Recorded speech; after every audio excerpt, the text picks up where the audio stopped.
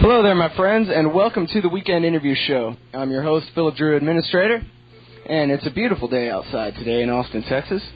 For those of you who aren't in Austin, I feel bad for you because you're missing out. It's about 74 degrees. And our guest today, only one guest on the Weekend Interview Show this week, and our guest is Linda Schrock Taylor. She writes for LouRockwell.com and is a government school special ed teacher, and also owns and operates something called the Learning Clinic. Welcome to the show. Thank you.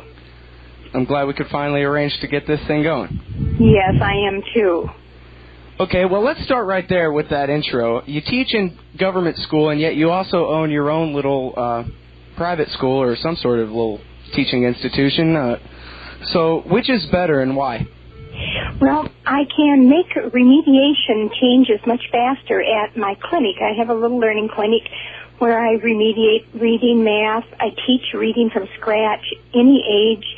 And I am finding that with a one-on-one basis, I can make repairs so quickly, whereas in the government schools, and probably in most schools, you're assigned a class with the children having a variety of needs, and trying to be all to every child at the same time slows the process down so badly, and then with the wrong procedures and methods that have been used in schooling, whereas in a clinic setting, I can teach a person to read in about 30 hours.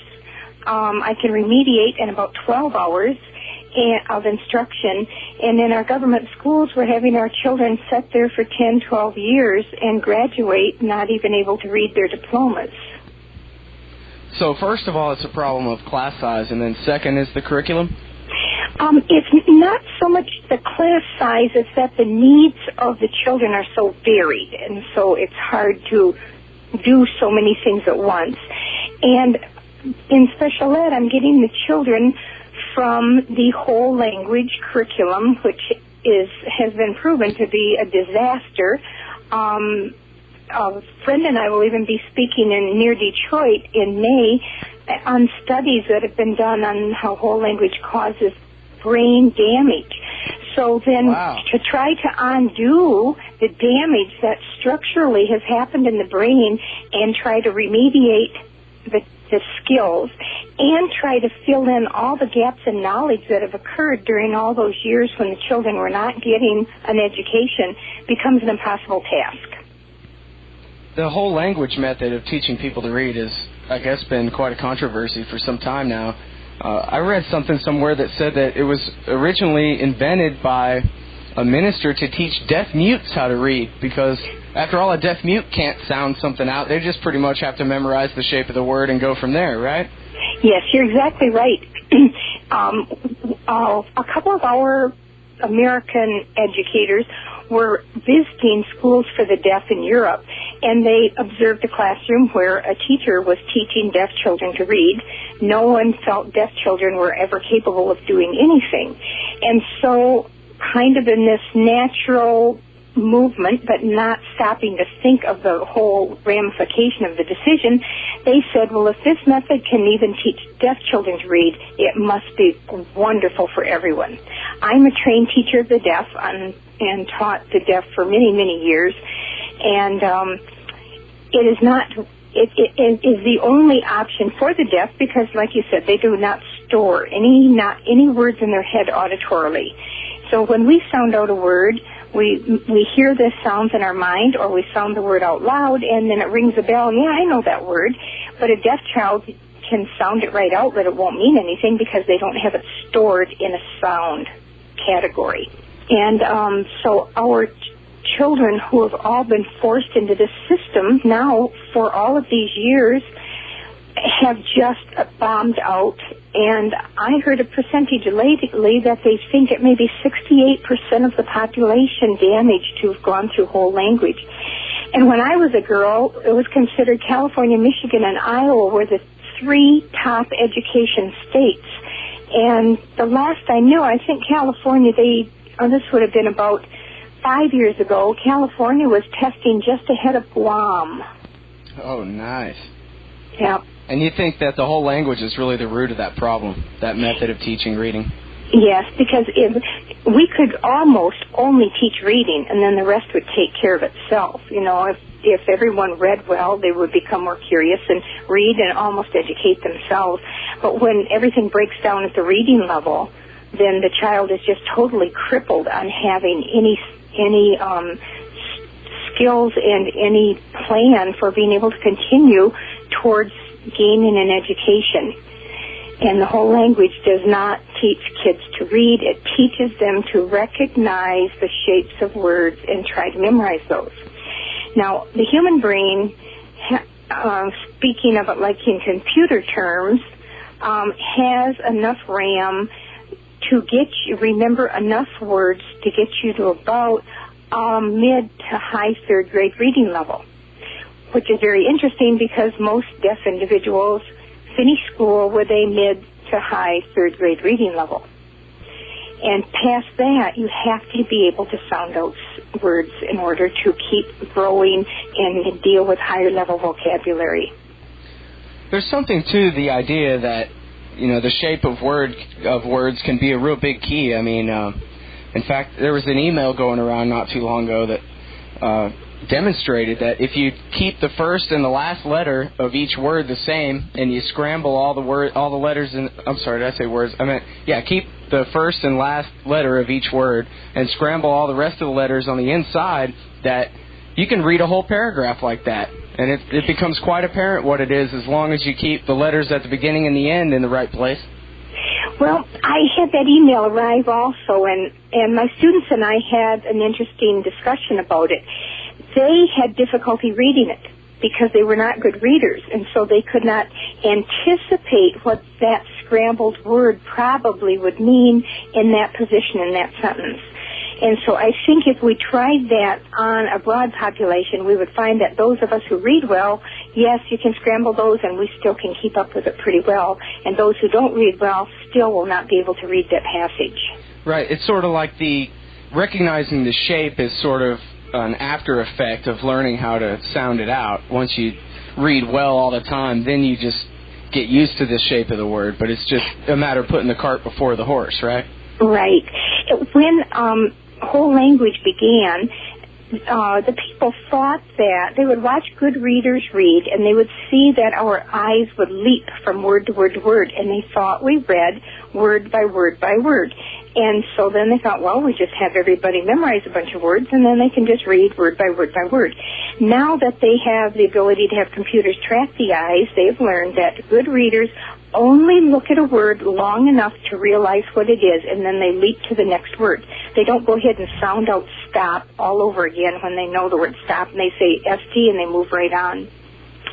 And so we need to teach children to be able to decode swiftly and automatically, and then it's like the words on the page become transparent and you're looking through the words into the meaning. It's such fun to watch that happen in a child. I had a girl, I'd had her for about 2 years in my classroom. In her senior year, I assigned a book report, and she came in one day just breathless. She said, Mrs. Taylor, something was really strange. I said, what? She said, well, my book is about a bookshop and a pet shop. And she said, I forgot completely that I was at home. I was in the pet shop with everything happening. I said, well, because you've crossed over the line now to being a reader, and you're going past the words, entering the story and into the meaning. And I watch for that key moment to happen for each of the children. Yeah, that must be really rewarding, too, when they notice exactly when that moment happened to point it out to you. Yes, they just become breathless because they've always had to struggle, and it's never come easy for them.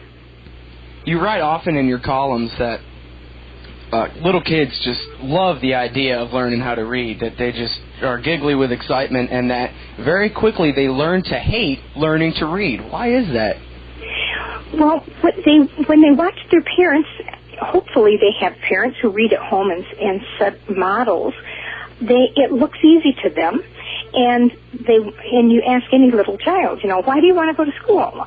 Learn to read. I want to learn to read. That's what they want. I remember as a child, I just couldn't wait to learn to read. And so they go in with high hopes and anticipation that soon they will be able to pick up a book and read like mom and dad. Then the school uses whole language. They find out that it's not easy to learn to read that way, and then they start seeing themselves as a failure, and the disappointment sets in, and the self-criticism, until then they don't want anything to do with reading because their heart's desire was there and it was demolished. Yeah, I actually went to a school where they taught phonics, and I had really good teachers as far as government school teachers go. And I remember, I guess, in first grade where they divided us all into groups of boats and bears and whoever, and I think I was in the second group, the second most advanced group or whatever. And I remember thinking, like, hey, I can read just as good as Jason. Why is he in the top group and I'm stuck behind? Now they're going ahead of us, and we're having to go slower. Yes, isn't that an awful feeling to be held back like that? Well, I'm lucky enough that my parents are both very literate, and I did have pretty good teachers, and so, I got over it pretty quick. But I could see how the kids who were in a group or two below the group that I got put in, that, well, forget it. They're never going to get into the Bears group, so why even try? Right. And once they start that sense of that feeling of defeat, it's really hard to convince them. When I teach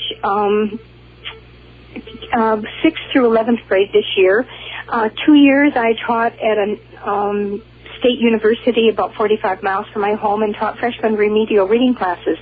And one of the first things I try to get across to all the students, whether they're 6th graders or whether they're college kids, is that your reading problem is not your fault. Forget the learning disabled label and throw it away and put teaching disabled there, because learning disabled signifies to the child there's something wrong with the child. And most of the time, there's nothing wrong with the child. It's a teaching disability that was provided to the child through poor methods and poor structure. The teachers, they believe the teacher colleges, they come out brainwashed.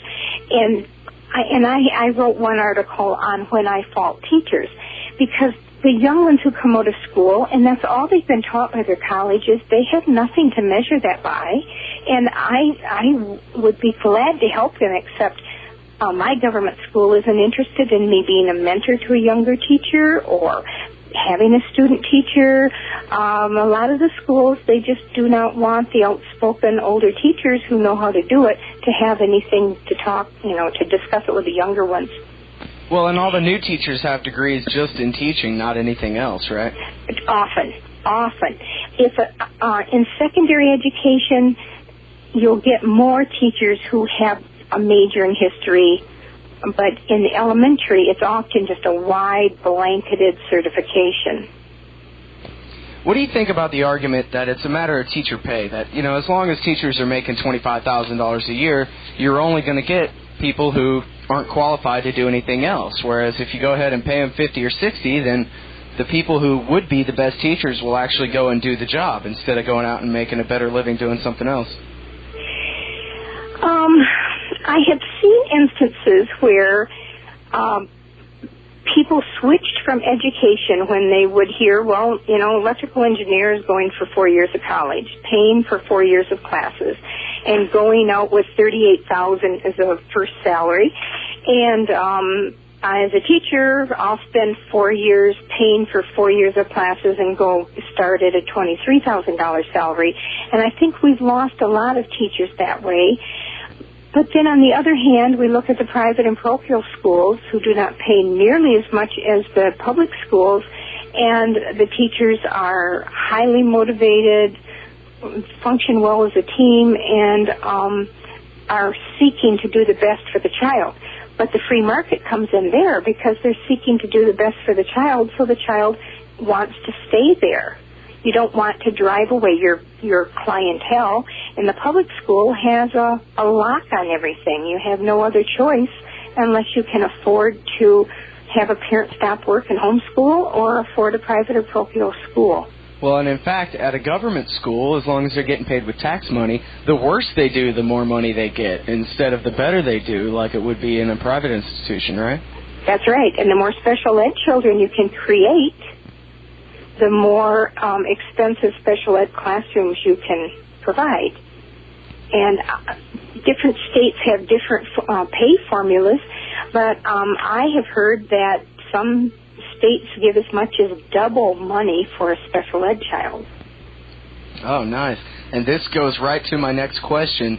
There's something that you wrote that just blew me away in one of these columns. I couldn't believe it. You said, excluding those, now everybody listen close to this, excluding those who are blind, deaf, or actually below normal intelligence, 10% of special ed kids ever get out. And I think you just answered the question of why that is. It's true. Very, very few. In fact, I think my second article for Lou Rockwell was one I wrote called The Black Hole of Special Education. The children disappear into those black holes, rarely to be seen again. Regna Lee Wood, she's the research director for the National Right to Read Foundation, and she's in Oklahoma. She feels that as many as 99% of the children should not be in special ed. 99%?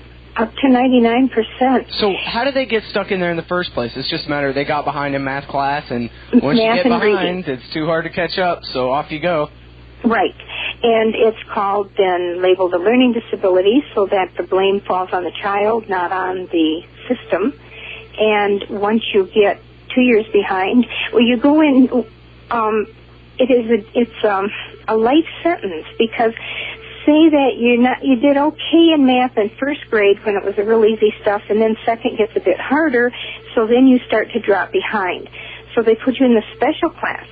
Now, in some places, and I spent a year studying in England and spent some time in Israel and Holland, and they look at their special education classes that their mission is to teach faster than the other classes so that you can get the child caught up to get the child back in with the regular group. Oh, what a novel idea. Yeah, isn't that neat? Yeah. Our schools put the child into a special class that slows it right down to very simple worksheets, very simple instruction. And my students say, Mrs. Taylor, I've been doing adding and subtracting every single year. We start multiplication, the school year ends, the textbooks are closed, and the next year the teacher starts over with adding and subtracting. So I end up with high school kids who still do not know fractions, cannot use a ruler, do not know how to do decimals. Many kids who still do not divide with any automaticity at all. Wow. And every year puts them then slower and back further and further behind. Black hole, that's exactly what it is. The black hole, it is. Just so few get out. And my mission is to get kids up and out of special ed. So I was standing outside my doorway the other morning for a 3 minutes while the kids were getting into the room before the bell rang, and I counted 6 students go by who used to be in my reading class and don't need to be in special ed reading anymore. And it was a nice feeling to know that here in this one little tiny school, in 2 or 3 minutes, I can count 6 children who've gone out from my classroom. I don't know if any have ever left any of the other special ed classrooms due to being caught up type thing. Wow, well, so I wonder if that makes you a hero among the administrators or a cipher. Yeah, no, I'm not a hero. I am not a hero. Hey, look, everybody, there goes the lady that kicked 6 kids out of her special ed class and back into their regular classes where they belong. Boo! Right. And my students, they're giving me a hard time because they're saying, Mrs. Taylor, I don't want to go. I don't want to leave your room. You're teaching Greek and Latin root words, and we just finished the Odyssey. Now they're reading the play Pygmalion. Next we're going to do a Shakespearean play. And they know that their reading level now is higher than many of the children in the regular classes, and if they go into the regular classes, the level of education in some of the classes is going to drop for them. We have a new class called Contemporary Literature, and they're reading Sarah Plain and Tall, which is 5th grade reading level, high school contemporary literature class. My students say, we're reading at 7th grade level now. We don't want to go back and read a 5th grade book. So what about the real smart kids? What happens to the kid who everything his teacher says sounds like something he already heard somewhere before, and he reads every assignment and gets done with it and makes A's on all his math tests? What's he supposed to do in a class where they're reading at a lower level than the special ed kids? Yeah, where that smart child is reading lower. Yeah, I mean, what's he supposed to do when he's stuck in a class with a bunch of numbskulls? Well, like in what I'm finding is that most of the students in my special ed classes are smart kids who are so frustrated, and once I get them reading, it just opens the world for them, and then they're angry at the years that they have said in those classes being made to feel dumb. Then they find out when I teach them to read that they aren't dumb at all. So a lot of them become the behavior problems because they would rather the world perceive of them as choosing to be naughty than perceive of them as too stupid to learn to read. Well, there's also a whole culture, especially in government schools, where the kids who are smart and study and make good grades are the nerds, and the people who are cool are the ones who barely get by. And so, like, all the pressure is against success, even just among the children. Yes. That is too often the way. I also think that tracking the elimination of tracking has hurt our schools greatly. What does that mean? What's tracking? When I was in school, if you were planning to go to college, then you would go and you would pursue the courses leading towards college prep. And if you were thinking of business, you would pursue those classes. And if your school was really difficult for you, you would be taking, a functional math class and functional English. Now they say, well, that's not fair to offer higher level classes to some of the kids and lower level to others. They need to all be in the same class. So they put them all in the same class.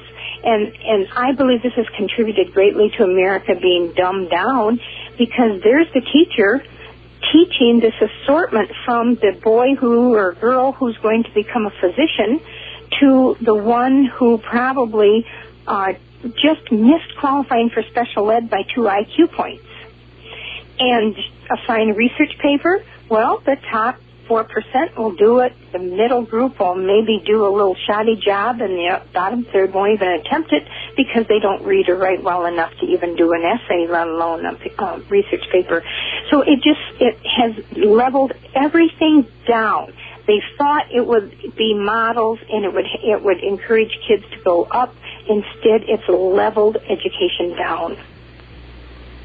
And so expectations become fewer and fewer with each passing year. You mentioned before about all the worksheets that they do in school, and I'm trying to remember back. I believe that we always really liked the worksheets because they were always a lot easier than what the teacher would have been teaching us if they were actually teaching instead of just passing out worksheets.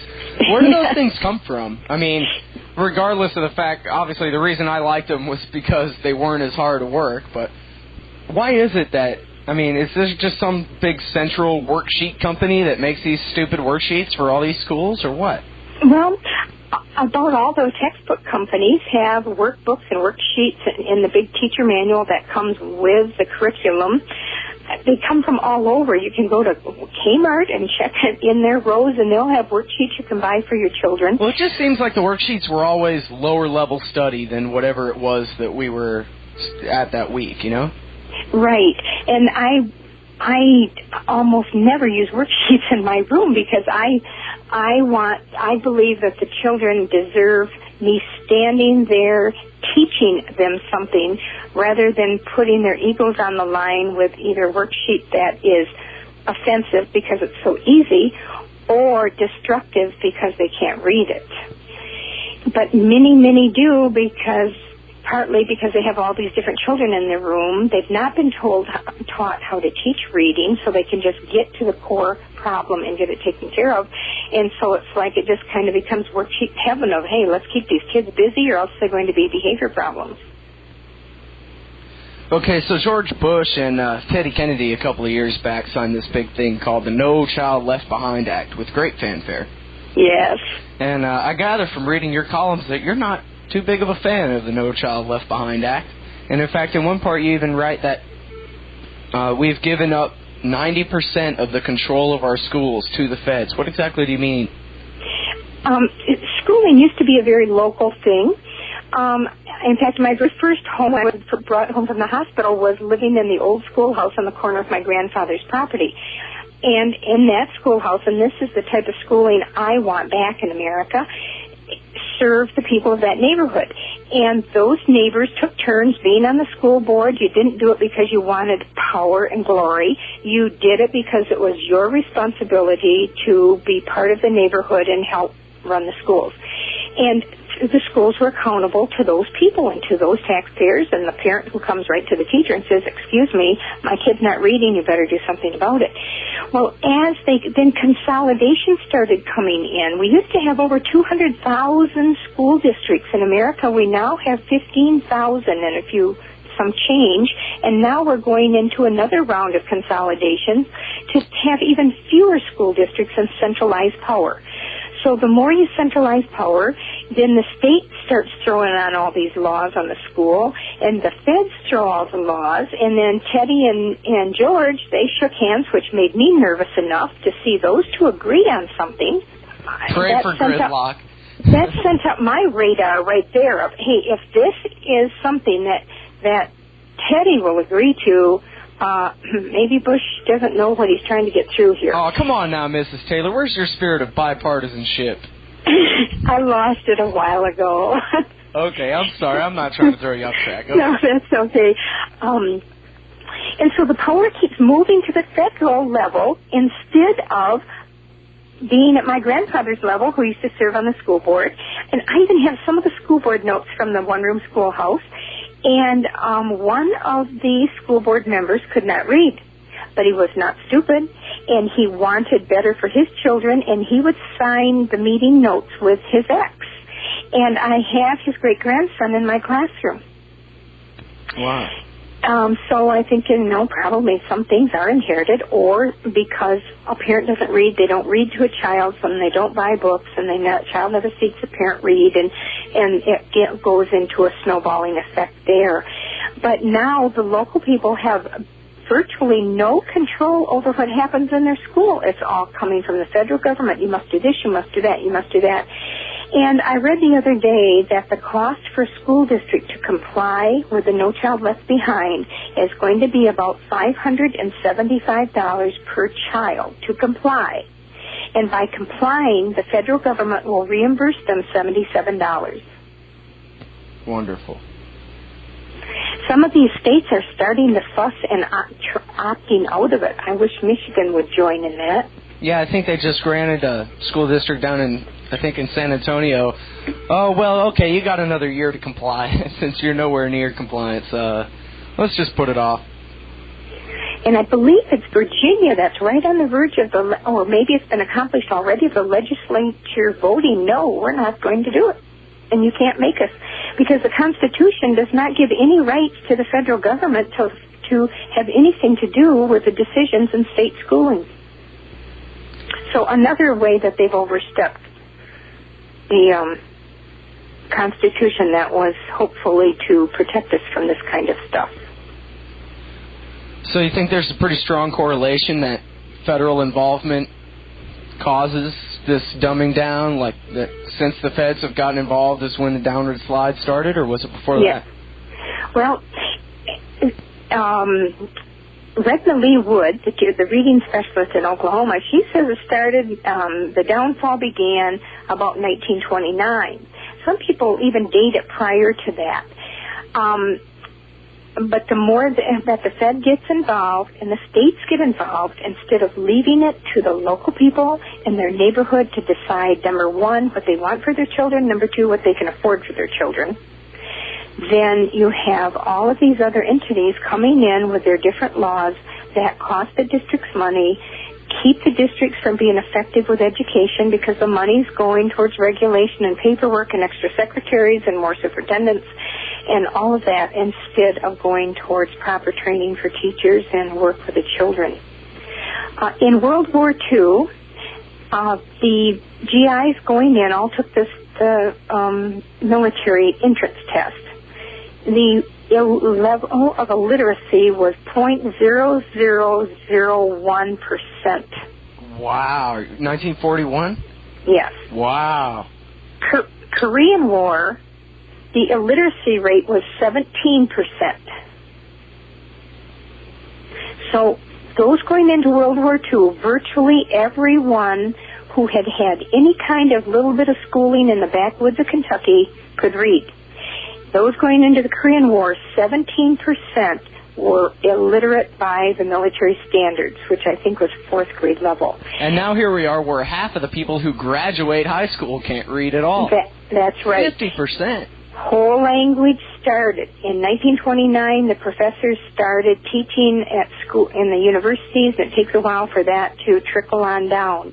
I have a definite memory of sitting in 1st grade with my teacher in the little one-room schoolhouse. I went to one-room school, and her talking to herself, she started to explain to us how to sound out the word it. And then I remember hearing her mumble, no, I'm not supposed to teach that anymore. And I remember thinking, it must be bad to sound out words. And then it took me a long time to come around to thinking that, no, that is the right way. Because I liked her so much that I thought, she must be onto something here, and we're not supposed to sound out words. We are supposed to. English is written in a code. And when we read in most schools of education, never explain this to people. Printed English is speech that's been recorded in a code. It's the greatest invention. About 25 to 3,500 years ago, to invent that ability to say, I want to signify on paper B because this guy's buying 23 bunnies from me, and so I'm going to find a way to do it. And now, with the whole language, we don't give the kids the code. We don't teach them the secret. Those who happen to figure it out for themselves learn to read in spite of the instruction, and those who don't get it and see where that all fits together don't learn to read. Well, there must have been a certain level of backlash. I'm hearing, a lot about the whole language method now, but I was in kindergarten, 1st grade, 2nd grade in the early 1980s, and they taught us phonics, sound it out. That's what they called it. Sound it out, one letter at a time, sound it out. So the problem must have got better and then worse again? Or? Yes, it did. There was a big backlash from parents back when local people had more control. And so in the 70s, the schools returned to more of a methodical phonics instruction, and then the whole language came back in again. And what they do is they change vocabulary. So when I went to school in the 50s, it was called the look-say method. And then when people got wise to it, then they changed and started giving a bit of phonics again. But then the progressive people haul it right back into the same old thing, relabeled, called whole language. Are they trying to make us stupid, or do they really believe in this garbage? I mean, it kind of seems to me like, you sound it out. That's how it works. The letters represent sounds, I mean, what's the point of this? I believe that decisions were made many, many years ago to dumb down the American population. Yeah, let's talk about that. Okay. By who and how? I would suggest that people read a book called The Underground History of American Education. John Taylor Gatto. One of my previous interviews. And he also has a book called Dumbing Us Down, and he goes into how America being flooded with the immigrants coming in from Ireland and all over when the era of the immigrants coming in. And it was worrisome to the big guys, owned Standard Oil and owned the big motor companies, that here were these energetic people in a new land who probably had some really great ideas, and if everybody's going to run around looking for capital to finance their wonderful inventions and their entrepreneurial spirit, that's going to keep these other guys from being able to have a corner on the market. And so Mr. Dewey, John Dewey, was very glad to help them organize a public school system that would basically dumb us all down so that we would become those dependable employees on the assembly line, turning out the products, buying them on time, and that it could be a command economy that just took things around and around and around, and the big guys would get richer and richer. The average Joe would become so dumbed down he wouldn't even question it. And yes, I think that it was initially started on purpose. I think there is a large segment of the educational community that continues it on purpose, and a large segment of the educational community that's been so dumbed down they don't even know to question what it is they're doing in the classrooms. I think there was something that you wrote in one of your columns about, I think this was yours, pardon me if I'm confusing you with something else I was reading, but I'm pretty sure this is one of yours, about how one of the results of the way the system is set up is to teach, or one of the reasons maybe, is to teach the kids, to show them just how unreasonable and untrustworthy each other are. So that if you suggest to someone that we live in a free society, they think back on their experience, and especially when they're still young, and the kids they knew in high school, and imagine these kids just acting in an unrestrained way. And so it's sort of, the state creates the conditions that make people so unruly that they turn to the state for more order. Right. I didn't write that, but I agree with that. It's a way to manipulate and control, and to make it look like if we don't have Big Daddy tending us, then we would just become nothing but a bunch of animals, stealing each other's food and breaking into each other's homes and grabbing blankets. And the more the state can get people who have not been educated, as the mind learns to read, it develops a logical thought process that then can think through problems to a solution. But when they haven't learned to read, they become very scattered. I believe ADD and ADHD, for the most part, are created in those classrooms in the first and second grade. And so who do they listen to? A 30-second commercial on who they should vote for. They go for the most colorful, the cutest, the whatever that's going to look to be the magical solution instead of thinking.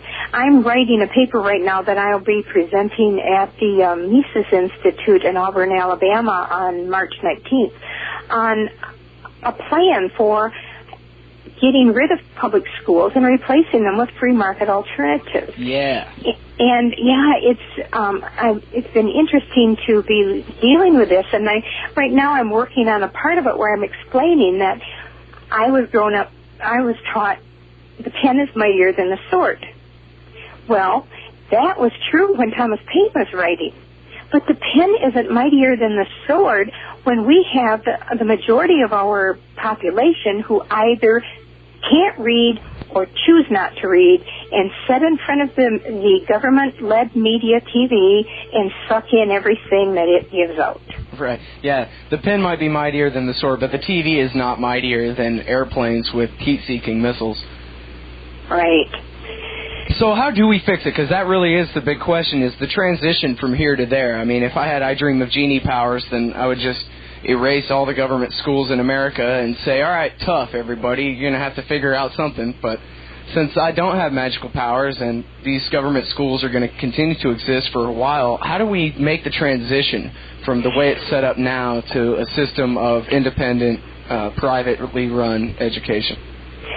Well, I'm not sure that I have the answer either, but I do have an idea that I'm putting into this paper that I'll be delivering. I think the schools are going to go down. I don't know how fast. Hopefully, within the next, 5 years, I would like to see and hope to see the government schools go down. I think that the more we have organizations like the separation of school and state, And we have the various church groups urging their population to get your kids out of the schools. Mr. Dobson, Reverend Dobson has done it. Laura Schlesinger is to get the kids out. Now, the schools are dependent on the money. In our area, they get $6,700 a child, and we've been losing 48 and 49 kids a year out of a tiny school district. So that's big bucks. At some point, they can no longer hold doors open. And I would encourage that we start planning, because once they collapse, chaos is going to reign. But if we can plan ahead of time so that local people feel confident again to go back and set up little local schools just like we used to have. Someone told me the other day, said, well, you're in a very unique position because you grew up in a one-room schoolhouse. You know how they work. And you've lived through all these changes since the late 40s. And you know what it is we need to go back to. You can put into the words. Other people haven't lived it or experienced it and don't know how to put it into words. So that's what I'm trying to do, is to fashion an interim plan, because it's one thing to say we need to get rid of all schools and have all free market schools. Right. Let's see how that can happen overnight. Let's close the public schools on Friday night and have free market ones open Monday morning. It isn't going to happen. We need an interim plan where communities have to have some help in planning schooling that they can handle during that time until our entrepreneurs can get themselves organized, get financing, and get schools open. Because when they collapse, we have about 40 million school children to take care of. Right. Well, it's funny because when you talk about, like, John Taylor Gatto has written a history of how it was basically the Rockefellers and the big industrialists who created these schools in order to, I guess in Gatto's words, create manageable people. Like you said, people who are good workers and pay their taxes and don't get bored on the assembly line. Yeah, exactly. But right. Now the problem is, though, is if we privatize it, there's obviously different models of doing it, but they have these things now that they call the Edison schools, where it's this giant for-profit corporation that basically just takes over old public schools and runs them basically the same way. And if there's any difference, it's probably that they're trying even harder to create manageable people for their future workforce rather than... you understand what I'm saying? I guess the state schools can pretend that they're disinterested as far as, turning you into an employee.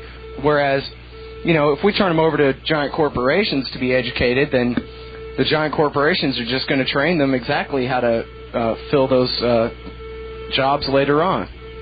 Well, I'm sure that we'll have some of those schools that would be thinking along that line, but with a free market economy, that won't be your only choice. And if your child's in that school and that's what they're doing to your child, you will pull your child out and take the child down the road a mile and enroll them in a school that teaches independent thought, classical literature, Latin, all the things that I teach my son at my kitchen table. Well, and also, like you say, when they all collapse, when, too many students leave and the schools just can't support themselves anymore and they fall apart, then people won't be forced to pay those exorbitant property taxes, and more people will be able to afford private alternatives. Right now there are people who, I might be able to put my kid in government school, but the state's forcing me to pay for the neighbor kid's government school, so there's no way I can afford both. That's right. When we are relieved of that burden of supporting this massive structure where superintendents get... one down by Detroit has been in trouble because his salary was $268,000 a year, and still he made an illegal corporation within his school system and was getting money skimming off that. So when we have all of these unethical people, the money that we're paying is not only exorbitant, it goes on for our lifetime. We never end. Where when we send our child to private school, we pay for 12 years of private school and kindergarten if we want it, and our debt is done. And we choose whether we're going to pay for a child's college or whether we have them work their way through college. But the way it's set up now is we never get the burden of school taxes off our back. And you know what they say, but we have to educate everyone. I mean, gee, it behooves us to make sure that every kid in Texas has an education. So, yes, we do have to force you to pay property taxes, even if you don't have kids in school, because it's for the greater good, don't you know? I know. Now, John Locke, he was along that line in Thomas Jefferson that it does behoove us to participate in some way in educating or training. It doesn't have to be a classical education. If Johnny is a fantastic mechanic and hates school, why force him to sit through 12 years of boredom when he could become a mechanic and be a functioning member of society quickly? You know, I think we're doing children a disservice to hold them into school for so many years, kids who just hate school. And if we were to take care of those types of things and not feel that everybody has to be exactly alike, because we aren't. And that's supposedly why America's, is the land of the free, where you have the right to pursue the interests you have and not be forced into this government mold thing. We would not be in the dilemma we are in. I went back to class reunion. I graduated down in Ypsilanti, and it was interesting to see the kids who had gotten out of school and gone into Ford's and worked in the factory. And then when those of us who went on to college were thinking, well, I don't know, that's a really good idea. I want to go to college. So we all ended up at class reunion. Well, here I am still teaching and still beating my head against a system that does not want to reform. And my friends who went to work for Ford, they're retired. They have retirement homes in Florida. Their homes are paid off in Michigan. They travel and thinking, oh, dear, maybe I didn't make the right decision. So we need more freedom to let kids and help them do what they need to do. Are you aware that the Amish children only go to school through 8th grade? No, I didn't know that. Yeah, they go, I think, 1st grade through 8th grade, and those would be the types of schools I would set up for someday when I'm queen, is the way my mom and I always put it. And after 8th grade, their schooling ends and their apprenticeship begins, and they go with a man in an occupation that they're interested in, be that a window builder or a barn builder or someone who works with upholstery or whatever. But they marry late. They get out of school early, but they marry late. And so they have many, many years of work to learn a skill, to save money, so when they get married, they're ready to support a wife. They have their skill. They have a nice savings. And in the 8 years in Amish school, I'm sure the children come out far, far better educated than 75 to 90% of the kids coming out of 12 years of public school. Yeah, no doubt about that. You mentioned Jefferson earlier. Yes. It's funny, I've read quite a bit of what he's written about education. In fact, I think, he and John Adams hated each other for a long time, but then when they were old men, they kind of became friends again and started writing letters back and forth. And there was this one interesting debate going on between Jefferson and Adams about education, where, Adams is basically taking the Hamiltonian view that, well, you kind of need a permanent moneyed aristocracy to hold up the state and to operate behind the scenes to keep it all going. Where Jefferson, the true believer in liberty, said, no, what we really need is not a natural-born moneyed aristocracy, but a natural-born aristocracy where any doofus has access to education and can become one of the leaders of the society, whether in government or on the private level, to his own choosing. That right. Rather than all this social engineering in order to place people in this position or in that position, that the purpose of education was to teach people how to learn, how to teach themselves. Let them decide what they want to be when they grow up, when they turn 25 or something. But that's right. They ought to just be learning for learning's sake. Right. It provides the foundation. I believe that schools need to provide the foundation, the reading and the writing and the math and spelling, and then encourage the kids to take it from there. Because if they have those skills, then they can do with them what their interest in lead them to do. And I see, I was reading it from Jefferson the other day that he looked to having the states divided, in Virginia especially, divided into wards like the local school districts, and that everyone should have some part of supporting that, because if none of us support anything, we have children who will not grow up following the founders' vision for the nation. And so I can see that, but I don't think we need to be forced to pay at the level that we're forced to pay. And I think if it's done at a local level where the teachers are eye-to-eye accountable with those parents and are held by the parents, and the school board have the right to hire and fire and not always having to fight through all kinds of bureaucracies and things, that education will happen. We also need to get away from making people believe that you have to be a certified teacher in order to teach. This is silly. Look at the homeschooling children. They're winning the contests of spelling bees. They're winning the geography bees. My son, he's had 4 years of Latin. I don't know Latin. I teach some Latin roots and Greek roots to help with vocabulary. He's taught himself out of the book because he's told, get your Latin assignment done.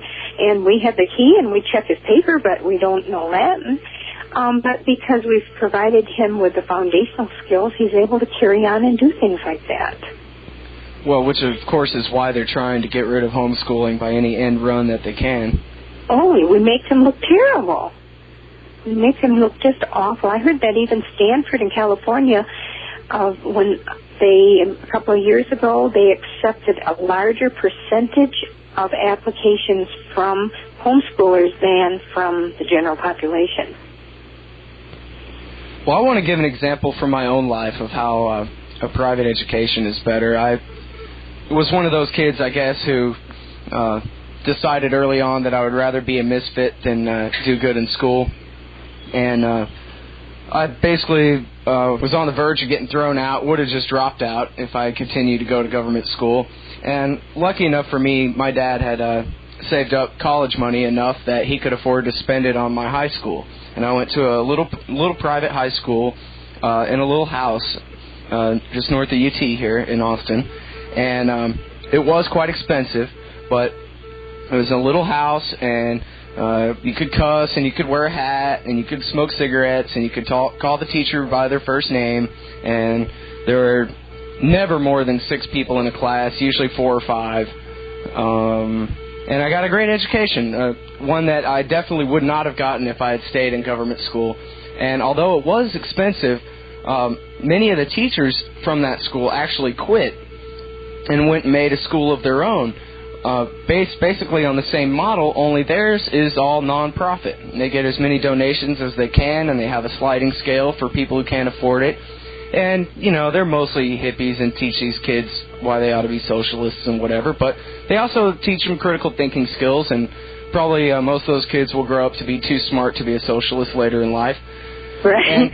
And it's just, you know, it's all local, it's all controlled. Your teacher's name is Jane, and, you know, everybody gets along. It works so much better than this big shadow model thing where, you know, you have everybody walk on the right side of the hallway, and you can't wear a hat, and you have to be here and there by the time the bell rings twice, and, you know, all this arbitrary Prussian model garbage just thrown out, and it's just nothing but a teacher, a few students, and a topic. Yeah, a friend of mine who I've met through him writing in response to my articles, and so now we chatter back and forth. He has a friend who teaches in Arizona in a private school. And that gentleman says learning happens within relationships.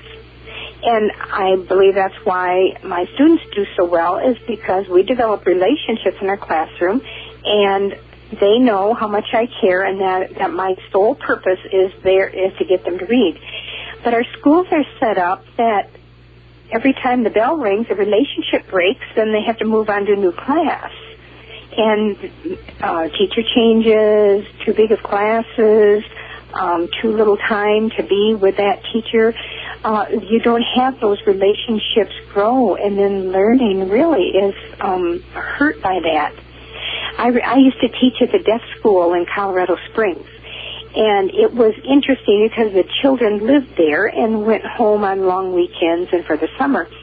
But they were still children, and they needed parents. And each year, certain little gals would choose me to be their adoptive mother for the year. And I'd be running off to school to buy barrettes for this one and doing this for that one because they needed something. And my other lady teacher friends, little girls would attach to them, and the boys would choose them to be dads. It was like we each had our own little flock that we herded.